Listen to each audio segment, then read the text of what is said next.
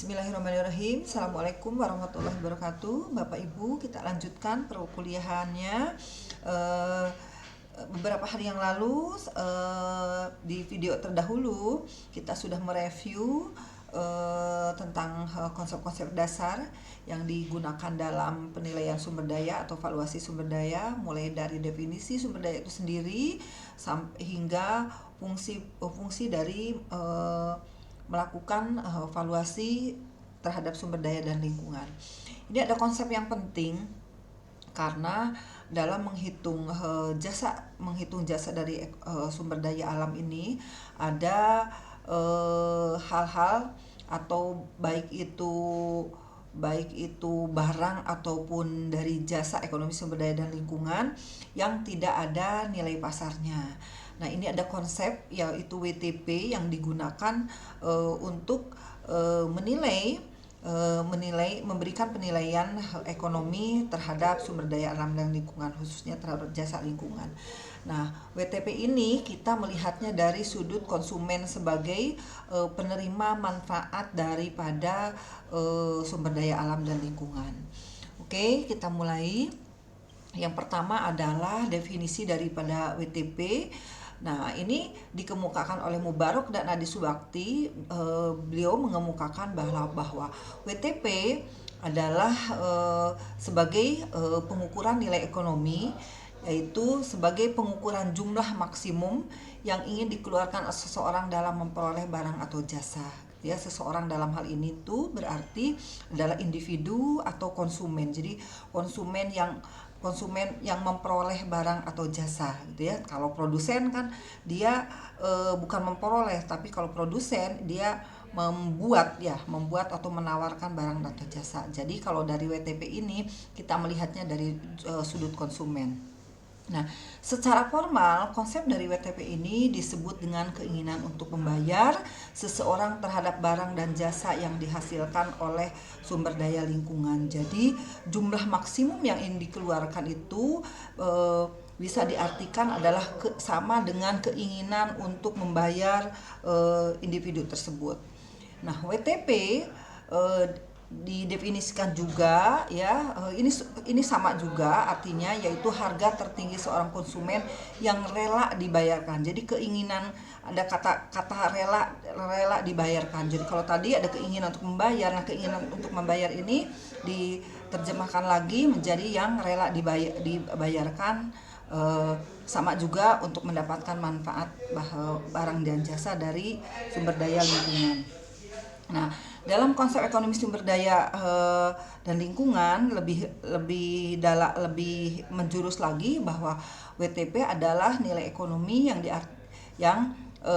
diartikan sebagai pengukuran jumlah maksimum seseorang yang berkeinginan mengorbankan barang dan jasa untuk memperoleh barang dan jasa lainnya gitu ya. Karena kemarin dari definisi sumber daya alam dikatakan bahwa sumber daya alam adalah input atau faktor produksi untuk memproduksi barang dan jasa lain. Jadi di sini ini sama juga. Jadi WTP ini adalah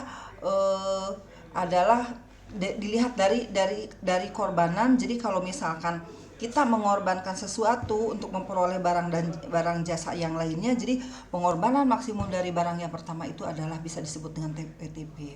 Nah, WTP dengan demikian bisa menjadi tolak ukur bagaimana konsumen menghargai barang dan jasa yang diperolehnya, gitu ya. Bapak Ibu sekalian, dengan demikian di sini disebutkan bahwa konsep WTP untuk menilai secara ekonomi, nilai dari ekologis dari barang dan jasa lingkungannya ya, bisa digunakan sebagai alat ukur untuk menghasilkan nilai moneter. Karena bagaimanapun juga dalam valuasi ekonomi ukurannya satu, bahwa harus dihitung berdasarkan nilai moneter. Nah, untuk barang-barang dan WTP ini bisa dipergunakan untuk itu gitu ya. Jadi meskipun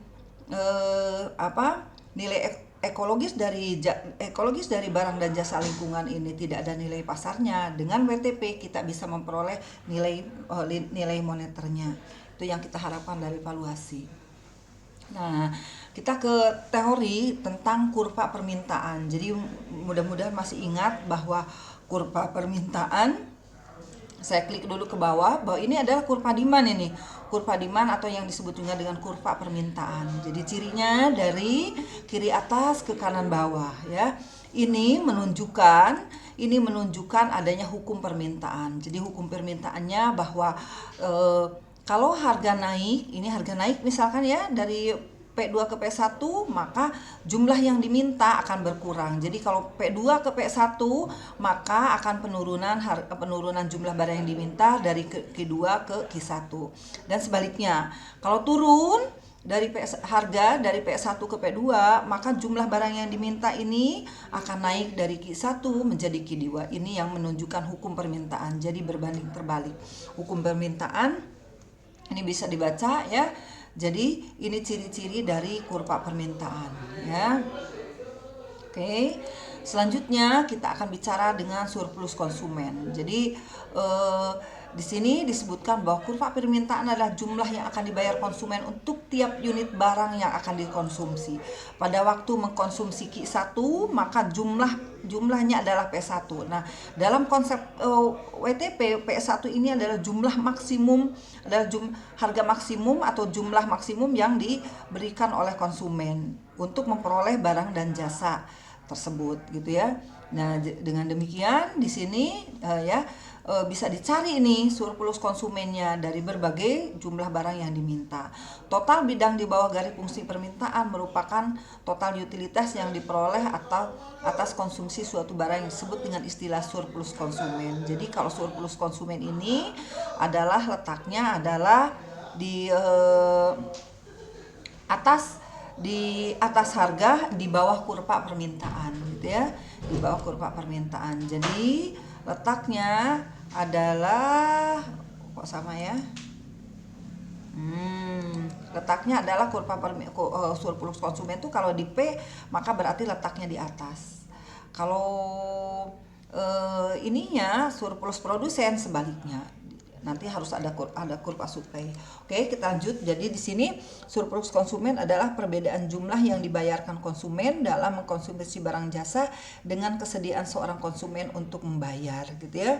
Jadi ini harga yang dibayarkan, ini adalah harga tertinggi dari konsumennya, gitu ya. Surplus konsumen timbul akibat konsumen menerima lebih dari apa yang mereka bayarkan tadi ya. Jadi yang di atas ada di garis demand ini adalah harga tertinggi, yang di bawahnya adalah harga yang dibayarkan. Oke. Nah, nanti kita akan latihan bagaimana cara menghitung surplus konsumen. Jadi mungkin prakteknya nanti saya akan memberikan tugas dan terlebih dahulu saya akan coba mengirim jurnal ke Anda semua, 3 jurnal yang masing-masing 1 orang, dan tolong dibaca sekali lagi bagaimana konsep dari WTP dan konsep dari surplus konsumen. Nanti kita langsung praktek berapa sih surplus konsumen, bisa dihitung dari sana. Nah, seringkali dalam penelitian apa sih yang mempengaruhi willingness to pay, karena willingness to pay itu tadi ya, kesediaan membayar itu maksimum tertingginya itu apa yang menentukan. Nah, ini ada beberapa penelitian yang mempengaruhinya adalah dari karakteristik dari individu atau konsumen itu sendiri, gitu ya. Yang pertama adalah umur, gitu ya. Jadi umur untuk sumber daya lingkungan biasanya semakin penambahan umur seseorang, maka dia semakin mengerti tentang jasa dan lingkungan, gitu ya. Nah, ini mungkin fenomena umum aja, karena semakin sepuh dia semakin tahu bagaimana kebermanfaatan dari jasa lingkungan tersebut gitu ya, sehingga dengan demikian dia mungkin akan lebih berhati-hati untuk menggunakan sumber daya gitu ya. Jadi sumber daya alam ini jadi lebih mengarah ke kelestarian alam gitu ya. Nah, jadi willingness to pay-nya biasanya agak tinggi gitu ya. Umur berbanding positif dengan tingginya willingness to pay. Willingness to pay itu kan tadi uh, maksimum satuan moneter harga yang itu merupakan nilai dari penghargaan konsumen terhadap jasa lingkungan tersebut. Yang kedua adalah pendidikan.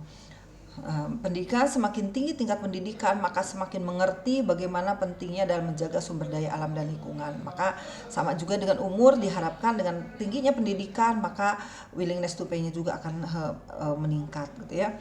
Nah, pendapatan juga seperti itu ya. Jadi semakin tinggi tingkat pendapatan, nah gitu ya. Jadi terutama mungkin untuk jasa-jasa objek wisata. Jadi kalau misalkan orang yang berpenghasilan, orang yang punya pendapatan lebih tinggi, maka dia rela membayar meskipun jauh dari lokasi wisatanya, maka dia akan menempuhnya. Sehingga itu juga salah satu menunjukkan bahwa willingness to pay dari pendapatan yang tinggi itu biasanya lebih tinggi daripada seseorang yang pendapatannya lebih rendah. Nah, nanti tapi mungkin kasus ya, karena ini mungkin secara teori seperti itu, tapi kadang-kadang fenomena di eh, baik kasus bisa juga berbeda, karena misalkan umur juga ada juga ya yang ya apa ya, biasanya kan orang-orang bermodal, orang-orang terutama mungkin terkait dengan kelestarian, biasanya juga bisa jadi nggak dipengaruhi oleh umur. Kalau misalnya itu kan oleh karakter dia, misalnya semakin serakah maka mungkin dia juga akan rendah ya ininya terhadap kelestarian alam. Oke. Nah, ini jadi manfaat untuk ini salah satu contohnya lagi, WTP ini dipergunakan untuk menghitung indirect use value atau manfaat tidak langsung gitu ya. Jadi sama juga. Nah, salah satu yang sering dipakai di konsep WTP ini adalah untuk kasus-kasus seperti objek wisata. Jadi dipakai untuk menghitung nilai ekonomi dari objek wisata ya, biasanya dengan mempergunakan travel cost. Nanti kita akan lanjutkan lagi. Terima kasih untuk permulaannya seperti itu. Nanti saya akan share jurnalnya, monggo dipelajari, dan kita akan mengerjakan soalnya bagaimana cara menghitung surplus konsumen dan willingness to pay. Oke, terima kasih. Assalamualaikum warahmatullahi wabarakatuh.